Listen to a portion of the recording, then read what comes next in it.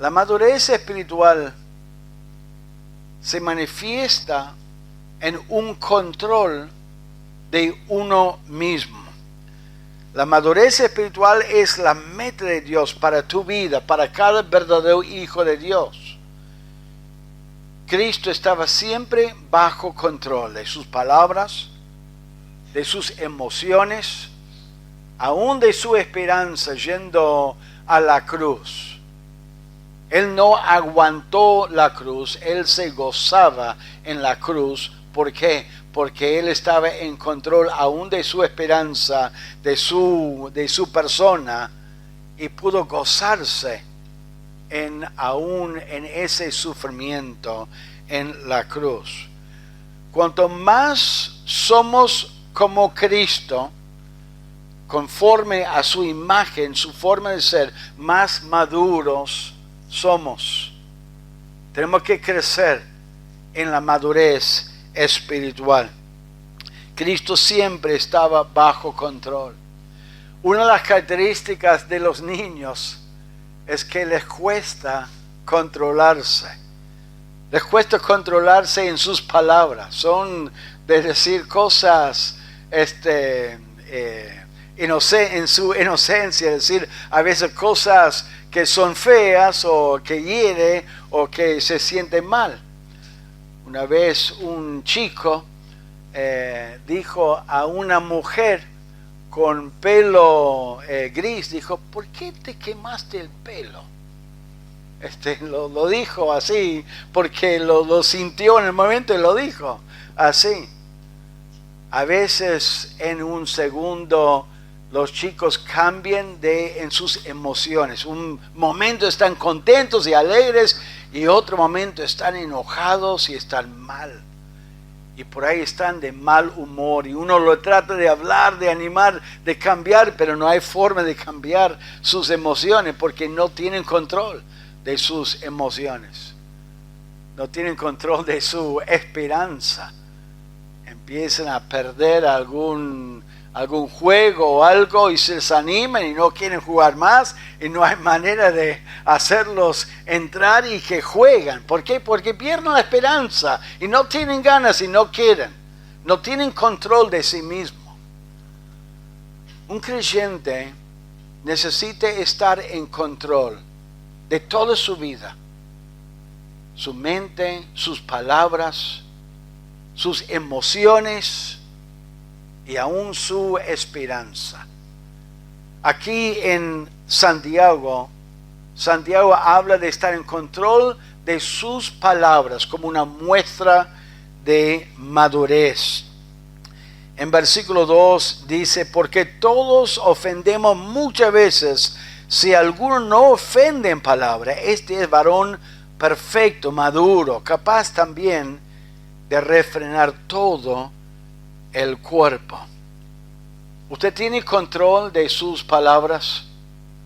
Usted piensa en algo y quiere decirlo, pero no lo dice, porque tiene control y sabe que estaría mal decirlo. Tiene control de sus palabras. Las palabras, el creyente maduro entiende el propósito de sus palabras. Y entiende también el poder de sus palabras. El propósito de nuestras palabras es, en una parte, adorar a Dios, alabar a Dios, expresar nuestra gratitud a Dios por lo que es.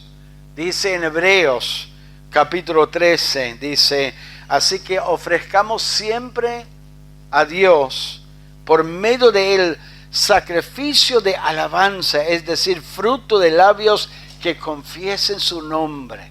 Debemos alabar a Dios. Debemos animar y edificar a los hermanos. Eso es otro propósito de nuestras palabras. Compartir palabras que pueden fortalecer, guiar, animar a nuestros hermanos. Dice en Efesios, ninguna palabra corrompida salga de vuestra boca, sino la que sea para la necesaria edificación. El creyente maduro entiende el propósito y aún el poder de sus palabras. Las palabras de un creyente con una falta de control puede herir y lastimar y hacer mucho daño con sus palabras. En Proverbios dice, la muerte y la vida están en poder de la lengua, y el que la ama comerá de sus frutos. La vida y la muerte está en el poder de la lengua. Usted puede decir palabras que le hace a otro sentir bien, animarlo y aún ayudarle en alguna situación difícil. O uno puede largar unas palabras que quedan para siempre en su vida. Quizás alguno en este momento está recordando algo feo que alguien te dijo hace 20 años atrás, 40 años atrás, 60 años atrás, y no se lo puede sacar de su mente. La influencia de las palabras. Un creyente maduro tiene control de sus palabras y es cuidadoso en lo que le permite escapar de su boca. ¿Usted tiene control de su lengua? ¿O usted en algún momento tiene el hábito de decir cosas y decir, a mí no me importa? A mí no me importa cómo sentís o cómo te afecta. Y aún lo peor a veces, y un creyente muy inmaduro, es uno que piensa tan mal que dice, pero sí es cierto lo que yo te dije. Eso es inmadurez. Eso es un creyente que no tiene control de sus palabras. Jamás deberíamos herir una persona y justificarnos en herir la persona con la excusa, pero sí es cierto. Tenés que aguantarlo. Un creyente maduro tiene control de sus palabras y quiere ministrar a una persona y ayudar a una persona y sabe cuándo debería callar la boca y no decir algo, aunque sea cierto, en el momento uno no lo dice. A veces uno se enoja y le dice todo, como dicen, ¿no? Yo le dije de todo. Está mal para el creyente hablar así, enojarse. Está mal para una persona hablar y criticar y menospreciar a otro. Está mal el chusmerío. Ahí escuchar algo y contarlo a otros. Me pasó algo un poco chistoso un tiempo atrás. Estamos con los hombres en la reunión de hombres y comimos un hermoso locro. Ay, qué hermoso locro hermano Alberto preparó. Eso fue el sábado a la noche. Y el día siguiente llego a la iglesia y alguien me comenta, no estaba en la comida, me comenta, pastor, me enteré que comieron locro y usted comió más que todos, me dijo. Ahora, eso fue el día siguiente y la persona no estaba presente en la comida. Yo dije, pero ¿cómo llegó ese comentario desde las 9 de la noche a las 10 de la mañana a un hermano que no estaba presente, a una persona que no estaba presente en la comida? Alguien estaba hablando, alguien estaba comentando. Yo digo, ¿lo comentó directamente o lo comentó a otro y lo comentó a otro y lo comentó? No sé, estoy con la incógnita, ¿no? Después me quedé con la duda. Eso es algo chistoso. Pero la gente comenta chismes y es triste eso. La Biblia dice en el libro de Proverbios 6 cosas aborrece Jehová. Y 7 cosas abomina su alma. Y la séptima cosa que abomina su alma, dice, el que siembra discordia entre los hermanos.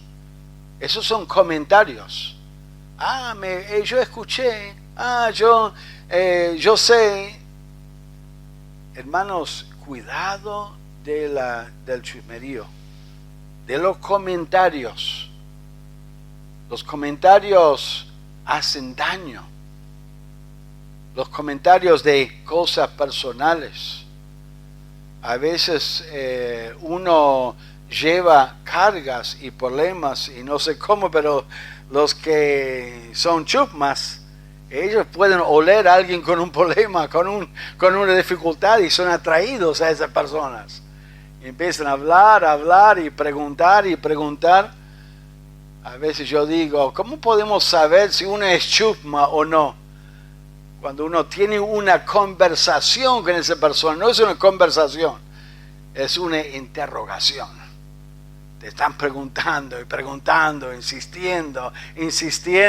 ¿Y cómo? ¿Y cuándo? ¿Y qué sentiste? ¿Y cuándo pasó? ¿Y qué decía? Y están indagando. Y quiero animarles, hermanos, a tener cuidado de personas que les gusta chusmear. Si vos te sentís muy presionado porque uno está presionando, tener cuidado de lo que uno comenta, porque pueden hacer mucho daño. Hay personas que no tienen nada que hacer y están siempre ahí indagando, preguntando, mandando mensajes, y no está mal mandar mensajes si uno está realmente preocupado, interesado, pero la información y las cosas personales que alguien te comenta, no deberías comentarlos a otros. Cosas personales. El chusmerío. El creyente maduro tiene control de sus palabras, de su forma de hablar y de no comentar a otros cosas. Hay que tener cuidado, hay que tener control de sus palabras. Hay que tener control de sus manos, su cuerpo. No ser bruto con los chicos, no pegar o hacer daño a una esposa o a un esposo, a un compañero. Dice en Filipenses, dice que vuestra gentileza sea conocida de todos los hombres. Un creyente maduro tiene control de su cuerpo, su lengua, de también sus manos. Pero también, número 2, tiene control de sus emociones. Miren Efesios capítulo 4. Un creyente maduro tiene control de sus emociones. Vivimos en un mundo lleno de injusticias, de maldad, de maltrato, de situaciones que producen emociones muy negativas. Celos, frustraciones, enojo, tristeza. Un niño no tiene control. Un creyente inmaduro no tiene control de sus emociones. Por ahí llora y no puede dejar de llorar. Por ahí siente algo y se enoja y dice cosas y no puede dejar de hablar, de expresar su enojo. Ahora, no está mal sentir emociones. Vamos a sentir emociones de injusticia. Vemos un rapto de un niño y vamos a sentir injusticia. ¿Qué injusticia? ¿Qué mal? Uno que mata a otra persona porque se enoja y porque es más fuerte que el otro, lo mata. Muchas veces pasa en algunos matrimonios o alguna pareja. Y es algo indignante. Uno se indigna por la injusticia y siente rechazo. Pero mire lo que dice en Efesios capítulo 4, en el versículo 26 dice, airaos, pero no pequéis. No se ponga el sol sobre vuestro enojo. Airaos. Es una palabra que habla de ira. Sienten injusticia, pero no permite que esa emoción negativa que se despierta en uno, que pase la raya y que uno termina pecando. El Señor Jesucristo entró en el templo al principio de su ministerio y al final, y se indignó por la gente que estaba lucrando dentro del templo. Y se enojó en el buen sentido de la palabra, volcó las mesas, los echó de ahí, agarró una cuerda y los sacó, pero nunca jamás pasó la raya pecando. Sintió indignación porque hizo la casa de su padre una casa de mercadería. Mercado, vendiendo, juntando plata, perdiendo el espíritu de adoración. A veces vamos a sentir algo injusto. Alguien nos hace mal, vamos a sentir injusticia. Alguien nos habla mal y vamos a sentir injusticia. Vamos a sentir mal. Pero el creyente maduro está en control de sus emociones. Siente la indignidad de ciertas cosas, pero está en control de sus emociones. Cristo nunca pecó. La tentación es cuando sentimos esa indignación, perder el control, hablar mal, expresarnos mal, tratar de tomar venganza. Romanos 12 dice que a nuestros enemigos no debemos tratarlos mal, tomando venganza. El creyente maduro no dice, bueno, él me mintió, entonces yo le voy a mentir. Él me habló mal, entonces yo puedo hablar mal a esa persona. Jesucristo sufrió totalmente injustamente en la cruz. Y dice 1 Pedro que él no tomó venganza. No amenazó a ellos. Estaba injusto, pero no cruzó o pasó la raya pecando delante de Dios. Un creyente maduro puede sufrir injustamente, pero no responder de la misma manera, hablando mal, actuando mal, tomando venganza. ¿Por qué? Porque está en control de sus emociones, siguiendo el ejemplo de Cristo. Dice en el libro de Proverbios, dice, el necio da rienda suelta a toda su ira, mas el sabio al fin la sosiega. El sabio, el maduro, al fin es tranquilo. ¿Por qué? Porque está en control de sus emociones. Uno de los aspectos del fruto del Espíritu, dice en Gálatas capítulo 5, es la templanza. La templanza es el control de sus emociones. No, pero pastor, si yo me enojo, me va a tratar mal y va a salir con lo suyo. Yo tengo que mostrarle de que lo que hizo, lo que me habló, lo que me dijo, está mal. Usted puede expresar que lo que la persona dijo o cómo la persona te está tratando está mal, bajo control y no perdiendo el control. Porque un creyente maduro está en control de sus emociones, de sus sentimientos. No es que no siente nada. No es que está feliz cuando le está tratando mal. Siente que es injusto y reconoce que lo que están diciendo, cómo le están tratando, está mal. Pero deja al lado ese derecho de ser tratado bien para obedecer al Señor Jesucristo. Dice en el libro de Filipenses que habla de la unión entre los hermanos. Dice en Filipenses capítulo 2, dice versículo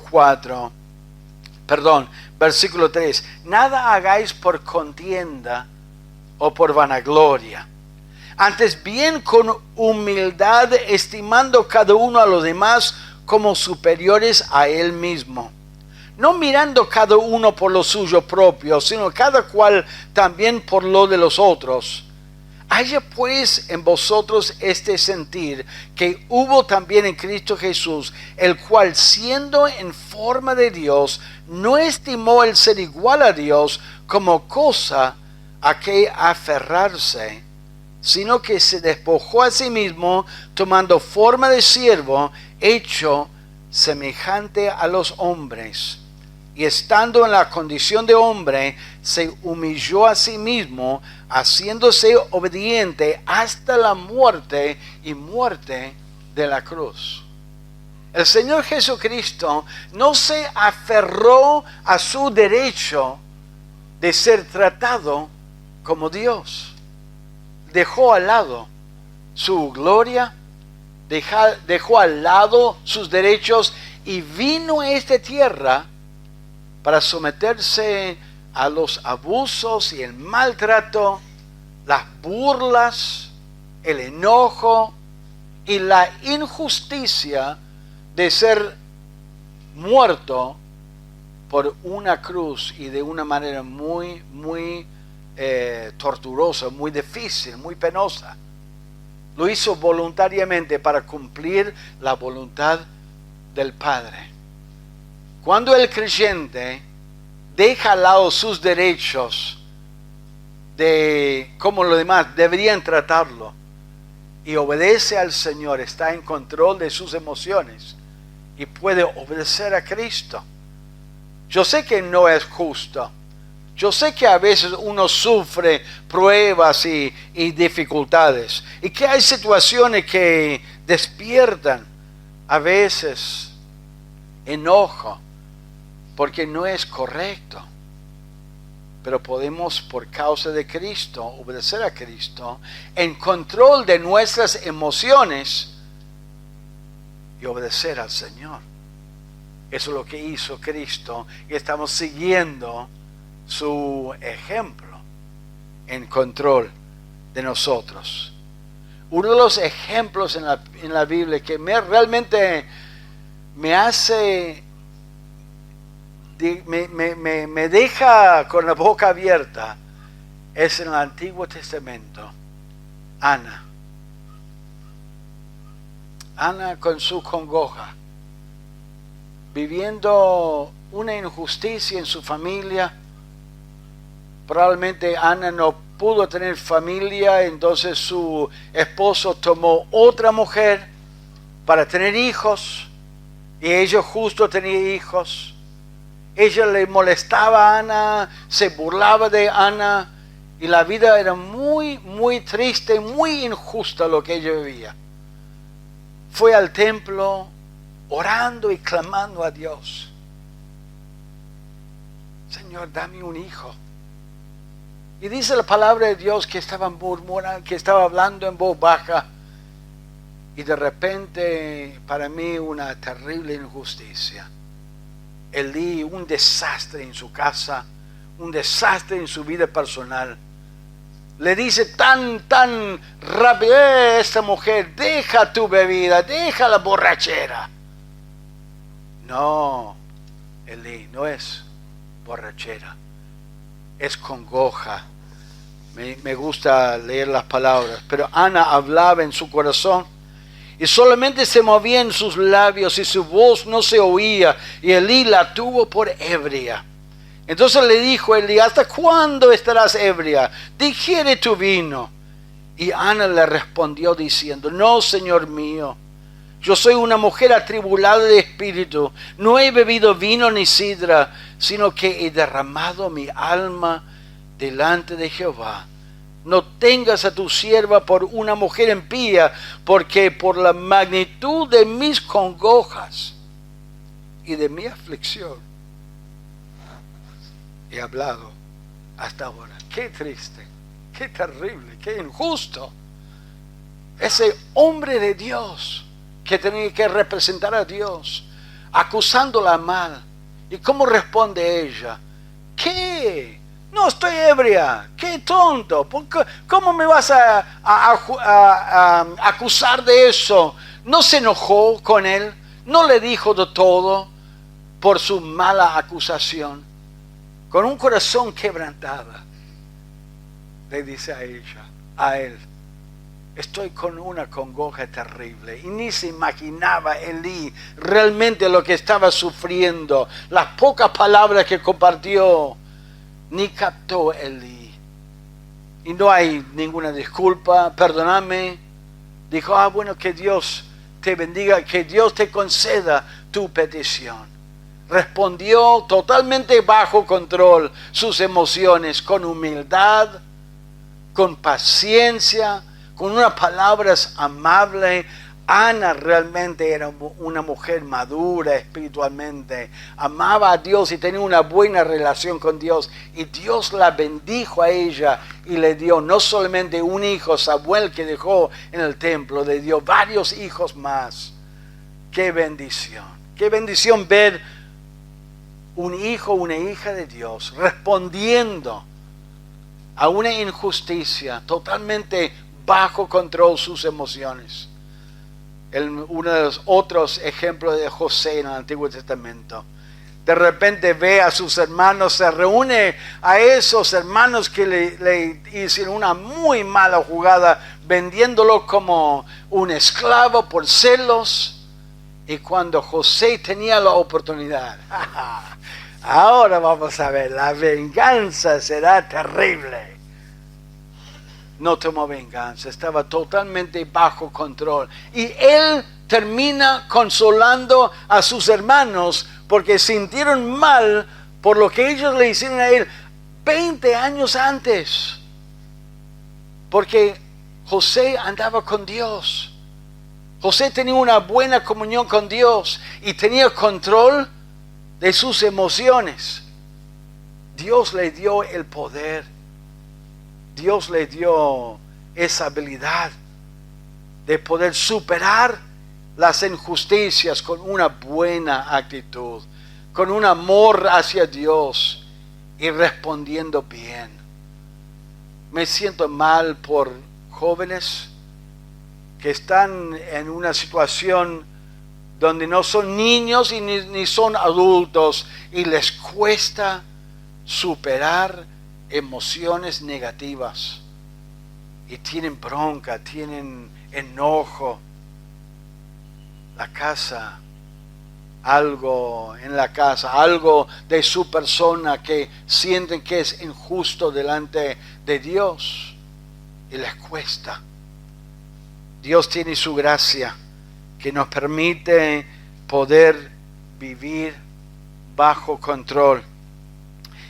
Cristo estaba siempre bajo control en sus emociones. David, perseguido por Saúl, tenía una oportunidad de clavarle y de matarlo a él, pero resistió la tentación bajo control de sus emociones y lo dejó vivir, entregándolo a Dios y la voluntad de Dios. Estaba bajo control. Durante un tiempo, lamentablemente más tarde en su vida, David perdió control de sus emociones, perdió control de su comunión con Dios. Cometió unos errores, unos pecados muy fuertes, que no solo afectaron a él, afectaron a toda su familia y al pueblo. Qué lástima cuando un creyente va bien, va madurando, descuida su control, su comunión con Dios y descuida su control. Hasta que lleguemos a la presencia de Dios, necesitamos mantener esa comunión con Dios para mantener control de nuestras palabras y mantener control de nuestras emociones. Pero lo triste es cuando uno pierde control de su esperanza. Miren en 1 Pedro capítulo 1. 1 Pedro capítulo 1. Pedro escribió a hermanos que estaban sufriendo persecución, sufriendo robo de sus bienes, sufriendo de sus familiares. Cuando uno sufre pena y dolor, injusticias, a veces uno se cansa. Pasan los años, 5 años, 10 años, 15 años, y uno se cansa y tiene la tendencia de decir, basta, no quiero más.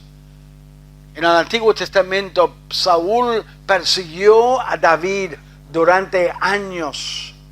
Y llegó el momento en 1 Samuel 27, donde David dijo, basta, no quiero huir más. Se desanimó, perdió la esperanza. Al final dijo, Dios va a permitir que Saúl me mate, Saúl me va a matar. Entonces quiso ir a la tierra de los filisteos, tomando una decisión muy equivocada por una falta de esperanza. Hermanos, tenemos que mantener la esperanza siempre. En 1 Pedro capítulo 1, versículo 13, Pedro, después de hablar de la esperanza de la vida eterna, de la herencia eterna, incorruptible, todo el capítulo 1 de Pedro, hablando de lo que está esperando y que estamos guardados por el poder del Espíritu, ahora empieza a dar instrucciones de cómo los hermanos deben responder a esta situación, este sufrimiento. Y lo primero que menciona son los pensamientos en la mente, que terminan mostrándose en la esperanza de uno.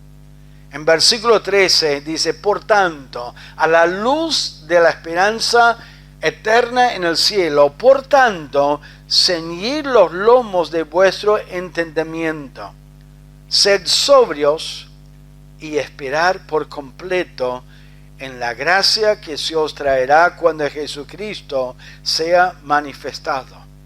Esperar por completo. Mantengan esa esperanza que Cristo viene y vas a estar en su presencia y estamos viviendo por la eternidad.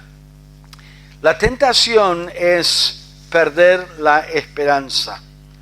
Como les decía de los niños, cuando están jugando un partido o están jugando algún juego, cuando están perdiendo y no quieren perder, se enojan. Siempre me habla algunos hermanos de su niñez, y a veces en la niñez los chicos se enojan. Hay un juego en Estados Unidos, y ustedes lo conocen, Monopoly, Monopolio, ¿no? Tiene un montón de figuras y un montón de cosas. Una vez uno estaba jugando y se enojó porque estaba perdiendo. Entonces agarró y lo levantó y lo tiró por todos lados. Porque no estaba mal, pero estaba mal la persona porque estaba perdiendo. A veces los chicos pierden las esperanzas y reaccionan y responden mal. Qué triste cuando un adulto pierde la esperanza. A veces pierden la esperanza en la vida porque la vida es difícil. La vida no es fácil, la vida muchas veces es triste. La vida misma es triste. A veces pasan por pruebas, cosas que Dios permite por el beneficio, el bien del creyente. Y vamos a ser sinceros. Muchas veces miramos atrás en nuestra vida y nos damos cuenta que cometimos errores y pecados muy graves. Y la culpa, la tristeza, la frustración, ¿por qué hice eso? ¿Por qué tomé esa decisión? A veces se hace como una bola en nuestra mente, y entre la culpa, lo difícil y muchas cosas, entramos en el desánimo. desánimo, y a veces si uno no tiene control del desánimo, puede terminar en una depresión. Ahora, yo entiendo que algunas personas tienden a deprimirse, es algo natural en ellos y en un sentido no es su culpa. Hay otros que tienen buen ánimo en la vida y pueden enfrentar cosas difíciles sin desanimarse, sin deprimirse. Entiendo eso. Pero gracias a Dios, con el poder de Dios, podemos y debemos controlar nuestra esperanza y no llegar a un extremo donde estamos desanimados o deprimidos, que no tenemos ganas de vivir o no tenemos ganas de hacer cosas y que afecta nuestro funcionamiento en la vida. Si uno tiene esa depresión, necesita ayuda.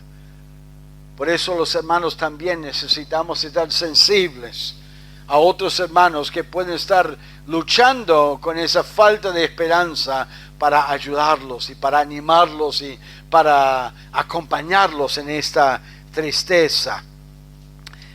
Muchas veces hay dificultades en la vida y lo que nos anima y lo que nos ayuda a controlar este desánimo es la esperanza de la vida eterna con Cristo.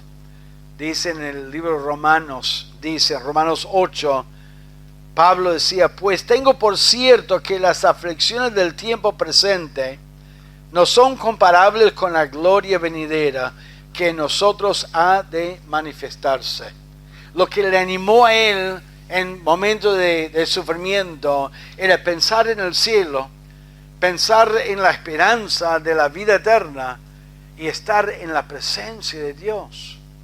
En 2 Corintios, Pablo mencionaba que él enfrentaba situaciones muy, muy difíciles. Pero dice así la palabra de Dios.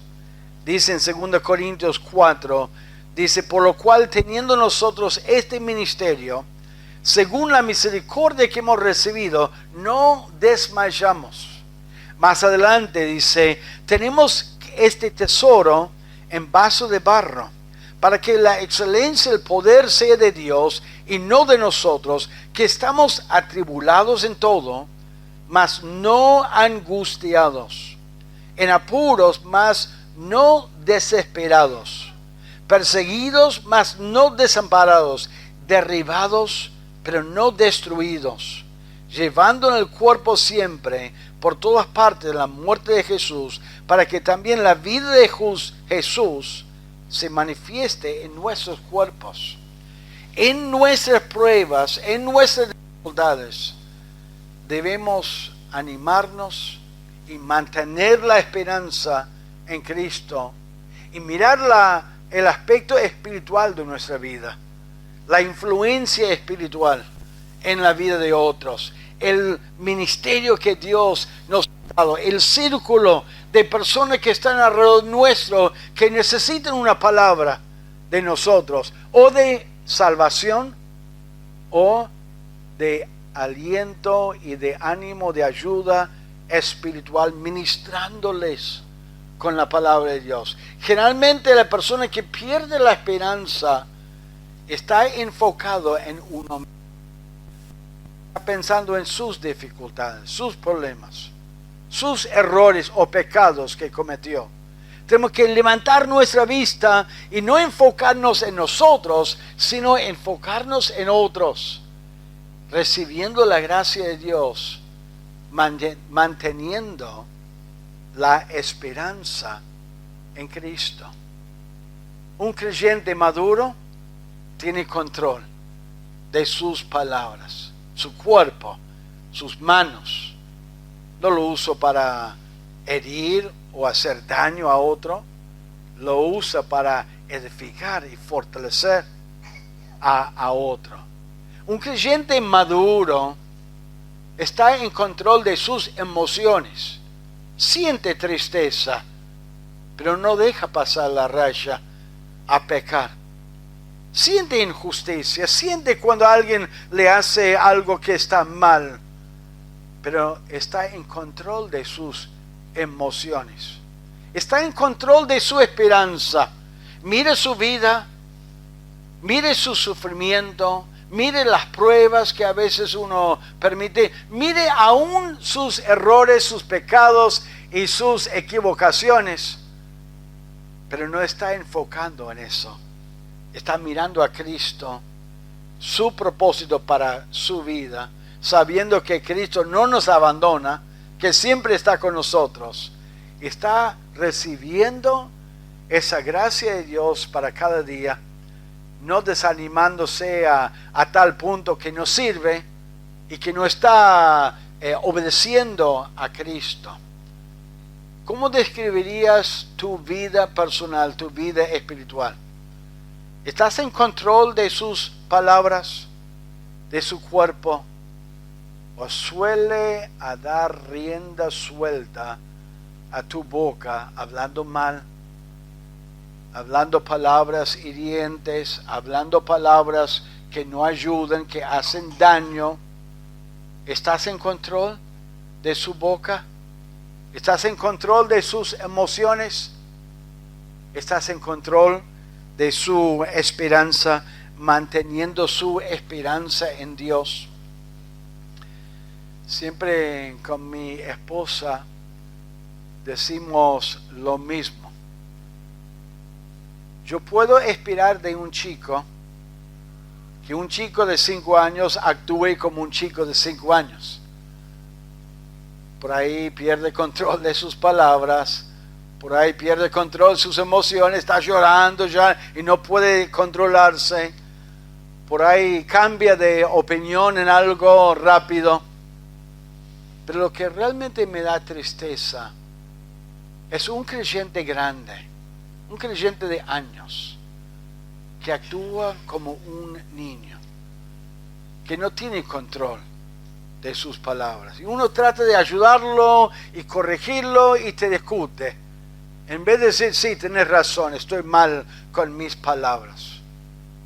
Que no están en control de sus emociones y uno trata de animarlo y te tiran excusa, no, pero vos no sabés cómo estoy, cómo vivo yo, mi situación, y te rechazan. Y que aún pierde la esperanza cuando tiene una vida preciosa, con habilidades, con conocimiento, con entendimiento. Uno quiere animarle, pero servís delante de Dios. No, yo no sirvo. Y no quieren entrar en razón. Es triste eso. Tenemos que ser maduros, en control de nuestra vida, en control de las palabras, de las emociones y también de la esperanza. Yo veo hermanos preciosos, hermanos diferentes, hermanos con talentos, hermanos con una posibilidad de afectar la vida de mucha otra gente en su barrio, en la ciudad aquí de Morón, en Catán, en otros lados. Ojalá que Dios toque su corazón y que cada uno proponga delante de Dios a crecer y ser maduro y aprender a controlarnos más y más de nuestras palabras, de nuestras emociones y de nuestra esperanza. Y si tropezamos, si cometemos un error, cometemos algún pecado, pedir perdón a Dios. Y dígale, Señor, perdóname por mis palabras, perdóname por mis sentimientos, mis emociones y mi falta de esperanza. Me propongo, Señor, afirmarme y crecer y ser un creyente maduro. Ahora, uno no puede ser un creyente maduro si no es un verdadero creyente. Quizás uno está aquí esta mañana y no tiene control de su boca y ni le interesa. No, pastor, yo hablo así, yo soy así. Pero ¿por qué sienten eso? Porque no son hijos de Dios. No hay una transformación, no hay un espíritu dentro de uno, el Espíritu Santo. Y dice la palabra que Dios no nos ha dado espíritu de cobardía, sino de amor y de dominio propio. Podemos lograr el dominio propio. pero es por el Espíritu Santo. Y quizás alguno en esta mañana no es un verdadero hijo de Dios. No vas a poder controlar sus emociones y su esperanza, sino se humilla delante de Dios, arrepintiéndose de sus pecados y pidiendo a Cristo que sea su Salvador. Vamos a orar al Señor.